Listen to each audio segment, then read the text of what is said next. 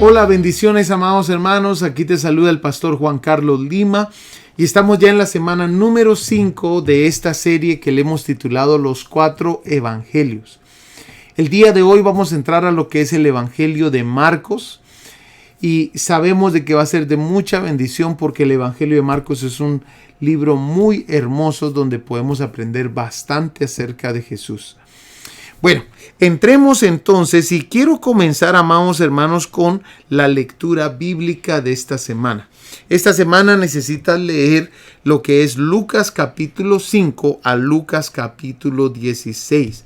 Recuérdate que la lectura bíblica va un poquito más adelantado que los videos, porque queremos terminar todo lo que es los 4 evangelios en 7 semanas, que es lo que se tarda esta serie. 7 semanas solamente, o sea que básicamente ya solo nos faltan 2 semanas para terminar esta serie. Espero que esté siendo de mucha bendición para ti. Vamos a entrar entonces, amados hermanos, a lo que es el Evangelio de Marcos y vamos a ver algunas cositas de mucha importancia. Marcos es el evangelio más antiguo de los 4 evangelios. Eso es algo muy importante que necesitas apuntar. Y algunos creen que este evangelio de Marcos fue la base para alguno de los otros evangelios. Es el evangelio menos cronológico y provee una ventana hacia la vida de Cristo como siervo. Muy importante ese dato también. Ahora, tú te recordarás esta gráfica que dimos al principio, que espero que tú ya la hayas apuntado toda. Es una gráfica hermosa, amados hermanos, que nos puede ayudar a ver mucho de cada uno de los evangelios. Pero hoy nos vamos a concentrar en Marcos, amén, en Marcos. Y recordémonos algunas cosas de esta gráfica que son importantes mencionar. Una de las cosas que vas a darte cuenta es que Cristo es presentado como el siervo. Amén. Aquí en Marcos, en el Evangelio de Marcos, van a ver cosas muy importantes de este tema de siervo. Como la palabra que más se menciona en este Evangelio, lo vamos a estudiar después. Pero recordémonos también, amados hermanos, que los destinatarios de este evangelio es a los gentiles romanos. Es muy importante esto porque las palabras que se usan aquí en Marcos, varias palabras tienen que ver con el latín. Amén. Porque está dirigido a lo que es gentiles romanos. Es un enfoque práctico, sinóptico. Ya habíamos explicado lo que significa sinóptico. Con este nombre se llama a los evangelios de Mateo, Marcos y Lucas. El término surgió porque estos evangelios se parecen mucho entre sí, de tal manera que muchos hicieron copias de ellos poniéndolos en forma columnar. Eso es lo que es sinóptico. Amén, que se parece mucho y se pueden poner en una forma columnar para ser estudiados. El autor de este evangelio es Marcos. Vamos a estudiar un poquito de quién era Marcos. Es de mucha importancia esto.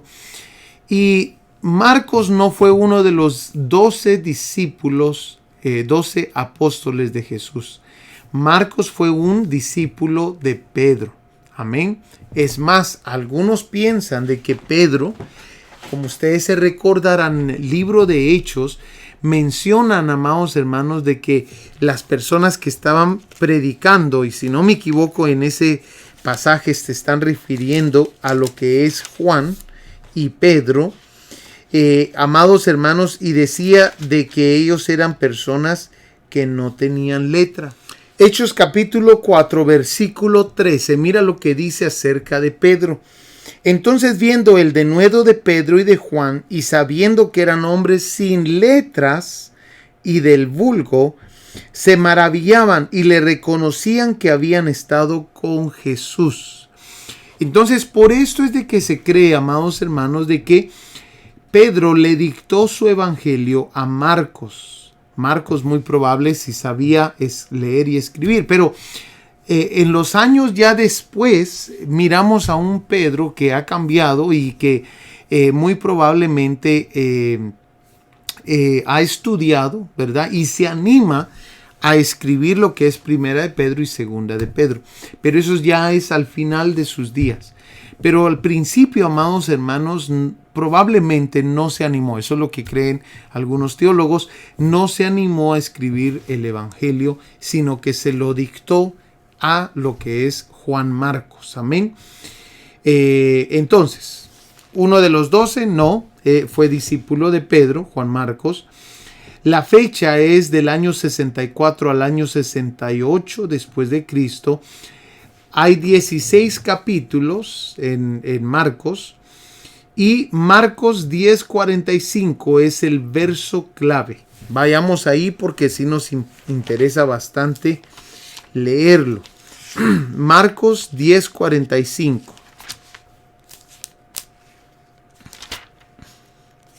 ¿Lo tenemos? Dice así: porque el Hijo del Hombre no vino para ser servido, sino para servir y para dar su vida en rescate por muchos. Amén, porque el Hijo del Hombre no vino para ser servido, sino para servir y para dar su vida en rescate por muchos. La palabra clave para el Evangelio de Marcos es la palabra inmediatamente. Se utiliza 45 veces esta palabra. Y tiene que ver mucho con el tema del Evangelio de Marcos. Jesús como el siervo de Dios. Amén. Y alguien que quiere ser un siervo fiel al Señor tiene que actuar inmediatamente. Amén. La materia nueva en el Evangelio de Marcos es el 7%. ¿Por qué?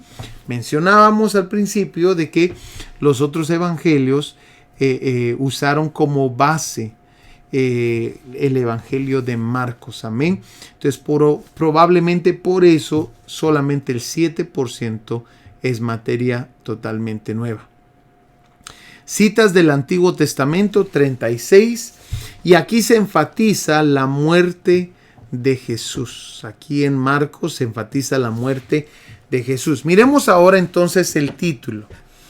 El título es, amados hermanos, el siervo. Y la palabra clave nuevamente, como lo habíamos dicho, es la palabra euteus, que significa inmediatamente, enseguida, luego o al instante. Mire qué tremendo esto, ¿verdad? Vayamos a otro versículo que nos va a ayudar a comprender un poquito más este tema. Capítulo 9, versículo 33. 9:33. Y llegó a Capernaum, y cuando estuvo en casa les preguntó: ¿qué disputabais entre vosotros en el camino? Mas ellos callaron, porque en el camino habían disputado entre sí quién había de ser el mayor. Entonces él se sentó y llamó a los 12 y les dijo: si alguno quiere ser el primero, será el postrero de todos. ¿Y qué dice? Y el servidor de todos. Amén. Este es el otro verso, los otros versos claves aquí en el Evangelio de Marcos. Marcos 10:45, que fue el primero que leímos, y Marcos 9:33 al 35. Amén. Esta palabra euteus aparece 45 veces en todo el libro. Y solamente en el capítulo 1, amados hermanos, es usada 9 diferentes veces. Amén. Desde el mero principio comienza este tema del siervo. Ahora, miremos el autor. El autor es Juan Marcos. Amén. Juan Marcos. Y una de las cosas que tienes que saber es que la palabra Marcos es el nombre romano y la palabra Juan es el nombre hebreo. Amén. Ahora, no fue uno de los 12, sino que era discípulo de Pedro, como lo mencionamos anteriormente. Amén. En la casa de su madre, se menciona a la madre, no se menciona al padre. en la casa de su madre se hacía un discipulado, según Hechos capítulo 12, versículo 12. Amén. Hechos capítulo 12, versículo 12. ¿Lo tenemos? Dice: y habiendo considerado esto, llegó a casa de María, la madre de Juan, el que tenía por sobrenombre Marcos, donde muchos estaban reunidos orando. Entonces, ahí, amado hermano, se hacía el discipulado en la casa de su madre. Entonces quiere decir de que su familia también comenzó a conocer a Jesús. Es más, tenía un pariente llamado Bernabé, según Colosenses capítulo 4, versículo 10. Miremoslo porque es importante.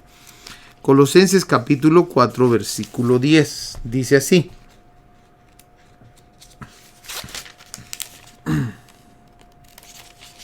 ¿lo tenemos? Dice: Aristarco, mi compañero de prisiones, os saluda, y Marcos, el sobrino de Bernabé, acerca del cual habéis recibido mandamientos, si fuera a vosotros recibirle. Entonces, aquí, en Colosenses 4:10, se nos dice que Marcos es sobrino de Bernabé. Amén. Su ministerio, el ministerio de Juan Marcos, viajó con Pablo y con Bernabé, pero se abandona a lo que es Pablo y Bernabé por miedo. Miremos algunos de estos detalles porque es muy importante. Miremos ahí en 1 de Pedro capítulo 5 versículo 13. Y vamos a darnos cuenta aquí en 1 de Pedro que él era muy apegado a lo que es Pedro. 1 de Pedro capítulo 5 versículo 13. Amén. ¿Lo tenemos? La iglesia que está en Babilonia, elegida juntamente con vosotros, y Marcos, mi hijo, os saluda. Está hablando Pedro y nos damos cuenta que a Marcos lo trata como su hijo. Amén. Entonces, en Hechos capítulo 12, versículo 25, se nos muestra que él viaja, Juan Marcos, viaja con Pablo y con Bernabé. Capítulo 12, versículo 25. Y Bernabé y Saulo, cumplido su servicio, volvieron de Jerusalén, llevando también consigo a Juan, el que tenía por sobrenombre Marcos. Amén. Entonces nos damos cuenta que él estaba viajando con Pablo y con Bernabé, pero en el capítulo 15, versículo 35, vayamos ahí, capítulo 15, versículo 35, nos damos cuenta de algo. Y Pablo y Bernabé continuaron en Antioquía enseñando la palabra del Señor y anunciando el evangelio con otros muchos. Después de algunos días, Pablo dijo a Bernabé: volvámonos a visitar a los hermanos de todas las ciudades en que hemos anunciado la palabra del Señor para ver cómo están. Y Bernabé quería que llevasen consigo a Juan, el que tenía por sobrenombre Marcos. Pero a Pablo no le parecía bien llevar consigo a aquel al que se había apartado de ellos desde Panfilia y no había ido con ellos a la obra. Y hubo tal desacuerdo entre ellos que se separaron el uno del otro. Bernabé, tomando a Marcos, navegó a Chipre, y Pablo, escogiendo a Silas, salió encomendado por los hermanos a la gracia del Señor. Entonces nos damos cuenta, amados hermanos, que hubo un pequeño problema ahí por la situación de que Marcos abandonó a Pablo y a Bernabé. Amén. Entran en una discusión, usted ya sabe eso, pero la Biblia también nos muestra que se reconcilia. Amén. Se reconcilia con Pablo. Colosenses capítulo 4, versículo 10. Miremoslo por favor.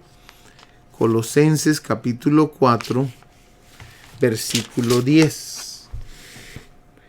Aristarco, mi compañero de prisiones, os saluda, y Marcos, el sobrino de Bernabé, acerca del cual habéis recibido mandamientos, si fuera vosotros recibidle. Y les está aprobando que reciban a Juan Marcos. También aparece en 2 de Timoteo capítulo 4, versículo 11. 2 de Timoteo capítulo 4, versículo 11. ¿Lo tenemos? Solo Lucas está conmigo. Toma a Marcos y tráele contigo, porque me es útil para el ministerio. Entonces nos damos cuenta que ahí mencionan nuevamente Pablo a Marcos y lo quiere con él. Amén. Como parte del ministerio. Filemón capítulo 1 versículo 24 también lo menciona. Bueno, entonces nos damos cuenta, amados hermanos, que hay bastante material acerca de este personaje llamado Juan Marcos, el cual la Biblia nos menciona bastante acerca de ello. Amén. Fue discípulo de Pedro, como lo habíamos mencionado, y ese verso ya lo leímos, 1 Pedro 5:13. Amén.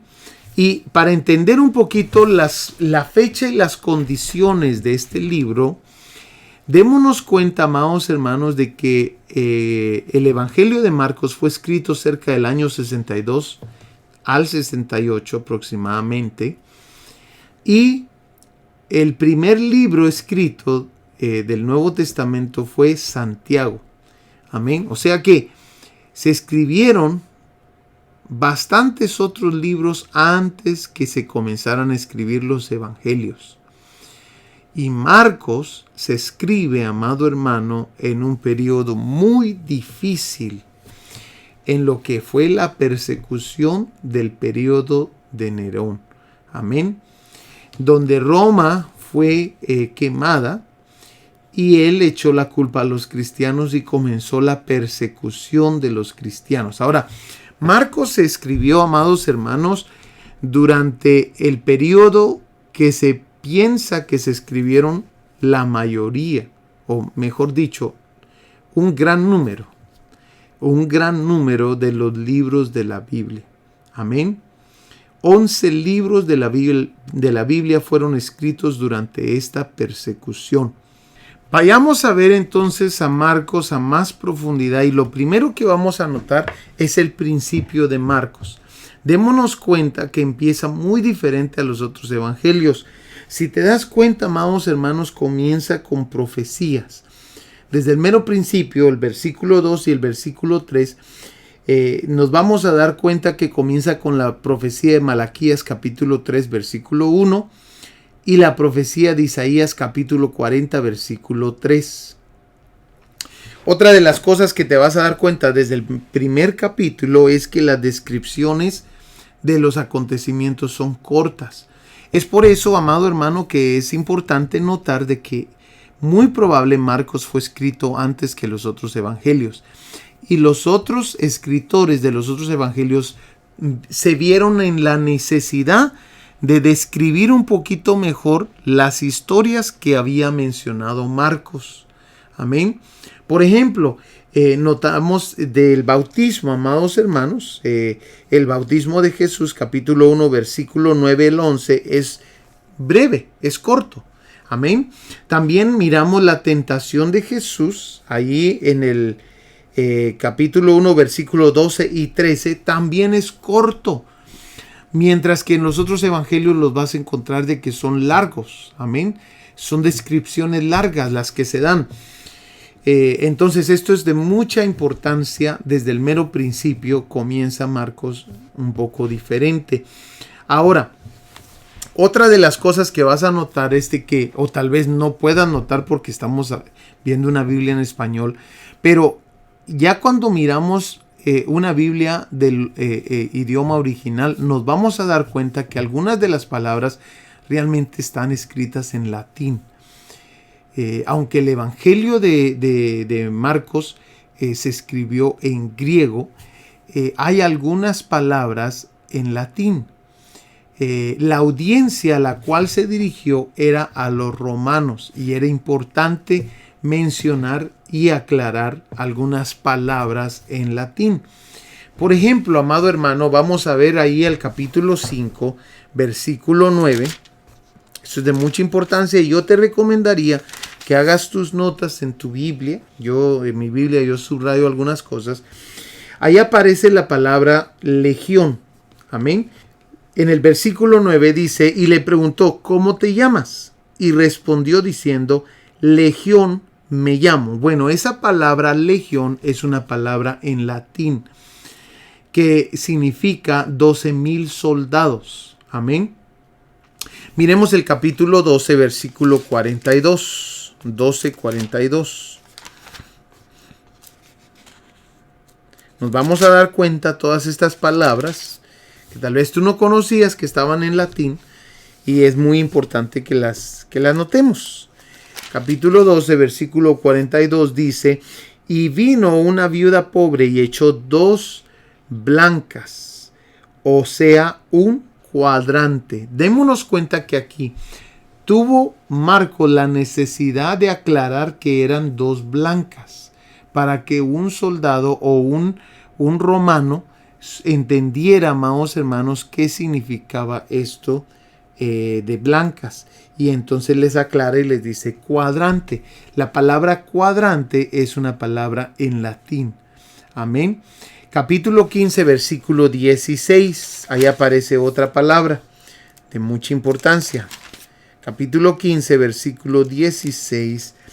Dice, entonces los soldados le llevaron dentro del atrio, esto es el pretorio, y convocaron a toda la compañía. La palabra pretorio es una palabra en latín. Amén. También vamos a notar, amados hermanos, que hay frases judías transliteradas al griego que un gentil podía malinterpretar. Probablemente expresiones arameas y hebreas. Por ejemplo, el capítulo 3, versículo 17.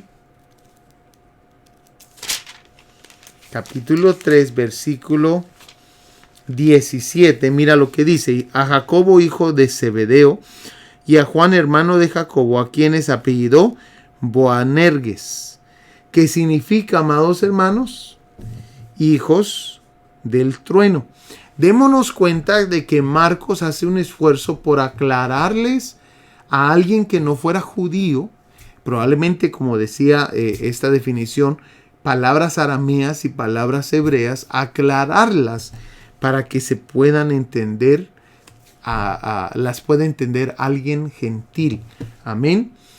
En el capítulo 5, versículo 41, aparece otra de estas palabras. 5:41. Vayamos ahí, por favor. Y tomando la mano de la niña, le dijo, Talita cumi, que traducido es, niña, a ti te digo, levántate. Nuevamente, aclara y da la definición de lo que significa esas palabras. Y así sucesivamente. Te voy a dar las otras sin que las miremos exactamente, pero para que las tengas apuntadas, porque pueda que aparezcan en el examen. Corbán, en el capítulo 7, versículo 11. Ahí aclara Marcos lo que significa corbán. Bartimeos, en el capítulo 10, versículo 46. Esas son frases judías que necesitaba aclarar para una audiencia gentil. Abba, amén, en el capítulo 14, versículo 36. Y Eloí, amén. Y así sucesivamente. Si no me equivoco, Eloí está en capítulo 15, versículo 34. Pero no estoy 100% seguro de esa. Bueno, entonces, démonos cuenta, amados hermanos, que aquí hay bastante material. Pero hay material, amados hermanos, que es exclusivo de Marcos. Te voy a dar ese material. Amén. Material exclusivo de Marcos. Esto ya lo vimos. Miremos por favor algunas de estas historias exclusivas de Marcos. Capítulo 4, versículo 26. Amén. Esta es exclusiva de Marcos. No está en ninguno de los otros evangelios. Al versículo 29. Decía además, así es el reino de Dios, como cuando un hombre echa semilla en la tierra y duerme y se levanta de noche y de día, y la semilla brota y crece sin que él sepa cómo, porque de suyo lleva fruto la tierra, primero hierba, luego espiga, después grano lleno en la espiga, y cuando el fruto está maduro, enseguida se mete la hoz, porque la siega ha llegado. Entonces, esta parte no está en ninguno de los otros evangelios. Igualmente, el capítulo 7, versículo 32, es exclusivo. Amén. Versículo 32 al 37. Y le trajeron un sordo y tartamudo y le rogaron que le pusiera la mano encima. Y tomándole aparte de la gente, metió los dedos en las orejas de él y escupiendo tocó su lengua. Y levantando los ojos al cielo gimió y le dijo, Éfata, es decir, se ha abierto. Aquí hay otra de las frases que te mencionaba. Al momento fueron abiertos sus oídos y se desató la ligadura de su lengua. Bueno, esa historia no aparece en ninguno de los otros evangelios. También el capítulo 8, versículo 22 al 26 y el capítulo 14, versículo 51 al 52 no aparece en ninguno de los otros evangelios. Son historias exclusivas en el evangelio de Marcos. 7% del evangelio de Marcos es exclusivo. Otra de las cosas que vamos a notar del evangelio de Marcos es que Marcos narra más milagros que los demás evangelios. Narra 21 milagros aquí en el evangelio de Marcos. 21 milagros registrados. Amén. Y una de las cosas que vamos a darnos cuenta en el evangelio de Marcos es que se enfatiza la muerte de Jesús. El 33% del evangelio de Marcos tiene que ver con la muerte y resurrección de Jesús. El 33% de Marcos. Y este es el último punto. Si el 33% del evangelio de Marcos se enfatiza en la muerte de Jesús, ¿qué te parece si entramos a ver un poquito acerca de la muerte de Jesús? Pero lo vamos a ver de un ángulo de la medicina. ¿Qué dice la medicina de varias de las cosas que le ocurrieron a Jesús, estando ya sea en la cruz o antes de la cruz? Miremos por favor, porque eso es muy importante para verificar de que hoy la medicina le ha dado títulos, nombres a las cosas que la Biblia describe que le pasaron a Jesús. Por ejemplo, en Lucas capítulo 22, versículo 44. Vayamos rápidamente ahí. Lucas capítulo 22, versículo 44. Mira lo que dice, y estando en agonía, oraba más intensamente y era su sudor como grandes gotas de sangre que caían hasta la tierra. Eso es algo que no se mira, no es común, ¿verdad? Es una condición rara. Pero el día de hoy la ciencia ha confirmado lo que menciona el Evangelio de Lucas, lo que menciona la palabra. Y mira lo que puse aquí. Es una condición muy rara en la que el ser humano suda sangre. Se cree que es causada cuando la persona está bajo tensión o estrés extremo. Y ahí te dejo el nombre de la enfermedad o de la condición, mejor dicho, para que tú la busques y te des cuenta que la misma ciencia ha confirmado estas cosas que la Biblia describe acerca de lo que le pasó a Jesús. Ahora, hay uno más que es importante notar, y este aparece en Juan capítulo 19, versículo 34. Mira lo que dice, el versículo 34, dice así: pero uno de los soldados le abrió el costado con una lanza y al instante salió sangre y agua. El día de hoy la ciencia le ha dado dos nombres a esto que le ocurrió a Jesús: el derrame pericárdico y el derrame pleural. Mira lo que significa. Un derrame pericárdico es la acumulación de líquido en el pericardio. Y el otro es una acumulación de líquido entre las capas de tejido que recubren los pulmones y la cavidad torácica. Entonces, es por eso de que en el próximo verso miramos el testimonio del que vio las cosas. Y el que lo vio da testimonio, y su testimonio es verdadero, y él sabe que dice verdad, para que vosotros también creáis. Estas cosas y estas condiciones de lo que describe la Biblia que le pasó a Jesús probablemente no tenían ni nombre en ese entonces. Pero el día de hoy la ciencia confirma que sí es posible que estas cosas ocurran. Y aquí, amado hermano, en este acontecimiento es donde nace la iglesia. En el mismo costado donde a Adán le sacaron la costilla para que naciera Eva, para que se creara Eva. Entonces, amados hermanos, aquí igualmente hacen lo mismo con Jesús. Ahora, miremos por favor este último punto. Vamos a ver cómo Marcos hace un énfasis en ayudarnos a describir la muerte de Jesús. El 33% del contenido de Marcos tiene que ver con la muerte de Jesús. Vamos a estudiar un poquito a más profundidad y con esto terminamos. Esto de la muerte de Jesús. Miremos ahí en Marcos capítulo 15, versículo 16. Marcos capítulo 15, versículo 16. Y dice así: entonces los soldados le llevaron dentro del atrio, esto es, el pretorio, y convocaron a toda la compañía, y le vistieron de púrpura, y poniéndole una corona tejida de espinas. Todos estos son los detalles que Marcos nos quiere dar a entender.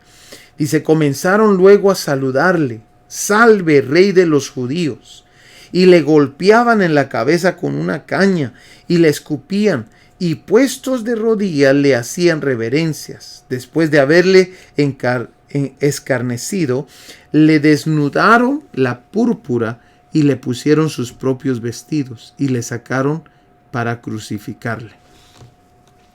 Y Juan capítulo 19, versículo 1 nos dice, amados hermanos, cómo fue los azotes. Los romanos daban más de 40 azotes, pero los judíos no permitían más de 40 azotes, según el libro de Deuteronomio, si no me equivoco.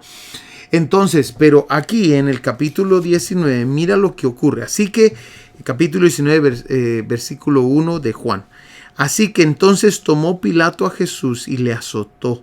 Y los soldados entretejieron una corona de espinas y la pusieron sobre su cabeza y le vistieron con un manto de púrpura. Bueno, entonces, una de las cosas que tenemos que saber es que la costumbre de los romanos era que azotaban a las personas de tal manera, amados hermanos, que las personas entraban en un shock. ¿Por qué?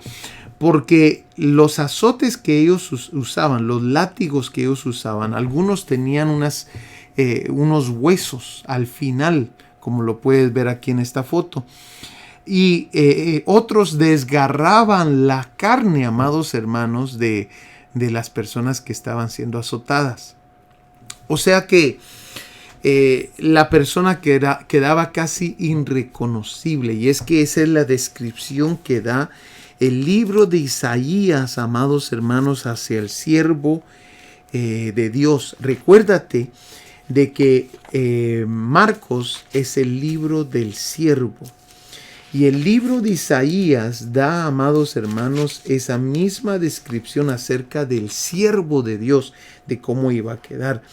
Mira por favor el capítulo 52 de Isaías, versículo 14, versículo 13, miremos desde ahí. He aquí que mi siervo será prosperado, será engrandecido y exaltado y será puesto muy en alto. ¿Quién? El siervo. O sea que Marcos está trayendo a memoria lo que ya se dijo acerca de Jesús, del Mesías, en las profecías antiguas. Mira el versículo 14. ¿Cómo se asombrarán de ti muchos? De tal manera fue desfigurado de los hombres su parecer, y su hermosura más que la de los hijos de los hombres. Así asombrará él a muchas naciones. Los reyes cerrarán ante él la boca, porque verán lo que nunca les fue contado y entenderán lo que jamás habían oído. Y escúcheme bien, iglesia y hermanos, es importante que tú sepas que en la Biblia las enfermedades son como los azotes. Vienen a azotar a la persona. Y si nosotros pensamos que si esto no es parte del plan que Dios tenía para Jesús, nos equivocamos. Porque si te das cuenta, en el capítulo 53, versículo... Miremos desde el 2 porque quiero que miremos esas partes. Mira lo que dice. Subirá cual renuevo delante de él y como raíz de tierra seca. No hay parecer en él. ¿Te recuerdas lo que hacían los latigazos? Ni hermosura. Le veremos más inatractivo para que le deseemos. Escúchame bien. Aquí este punto es muy importante. Despreciado y desechado entre los hombres, varón de dolores, experimentado en quebranto, y como que escondimos de él el rostro. Fue menospreciado y no lo estimamos. Ciertamente llevó él nuestras enfermedades. Por eso es de que hoy podemos nosotros orar por las personas, como lo decía Marcos 16:17, y pueden ser sanas. ¿Por qué? Porque los latigazos que le dieron a Jesús, Él llevó nuestras enfermedades en esos latigazos. Mira lo que sigue diciendo. Ciertamente llevó Él nuestras enfermedades y sufrió nuestros dolores. Y nosotros le tuvimos por azotado. O sea, nosotros ni sabíamos de que Él estaba siendo azotado por nuestras enfermedades. Por herido de Dios y abatido. Mas Él herido fue por nuestras rebeliones, molido por nuestros pecados.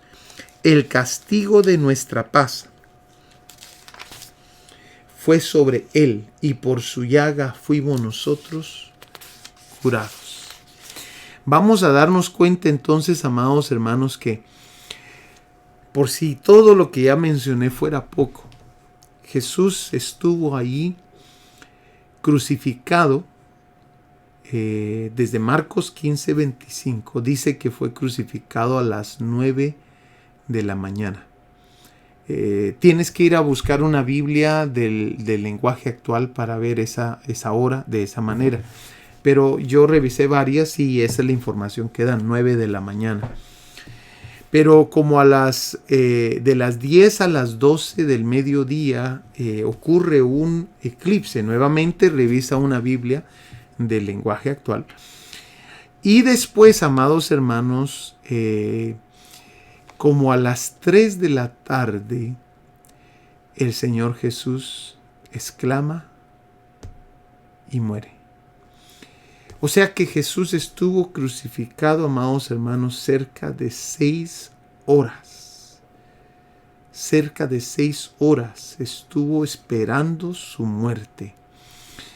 Por eso tú y yo tenemos que dar nuestra vida por Él, porque Él la dio por nosotros, para que nosotros tuviéramos vida en Cristo Jesús y así reconciliarnos con el Padre. Amado hermano, espero de que esta clase de Marcos te haya bendecido bastante. Indaga un poco más acerca de estos latigazos. Te puedes dar cuenta de que los azotes en la Biblia tienen que ver con enfermedades. ¿Te recuerdas a aquella mujer del flujo de sangre? Dice que fue liberada de aquel azote. Así lo dice, búscalo en la palabra. Pero esto es impresionante. Hoy voy a hacer una oración y vamos a pedirle al Señor que sane toda enfermedad. Si tú estás con cualquier dolencia, con cualquier enfermedad, ¿qué te parece si oramos y le pedimos al Señor tu sanidad? Padre, en el nombre poderoso de Jesús, venimos delante de ti solamente a pedir lo que tú ya hiciste por nosotros. Señor, en el nombre de Jesús, hoy pedimos tu sanidad sobre cada una de las personas que el día de hoy han creído en este mensaje y necesitan sanidad. Señor, tú fuiste azotado por nuestras enfermedades.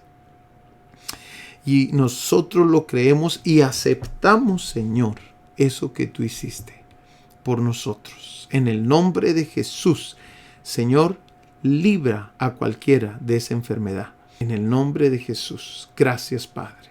Amén y amén. Que Dios me los bendiga, amados hermanos. Terminamos entonces esta clase. Espero de que haya sido de mucha bendición para ti. Nos vemos la próxima semana con el Evangelio de Lucas. Nos vemos. Bendiciones.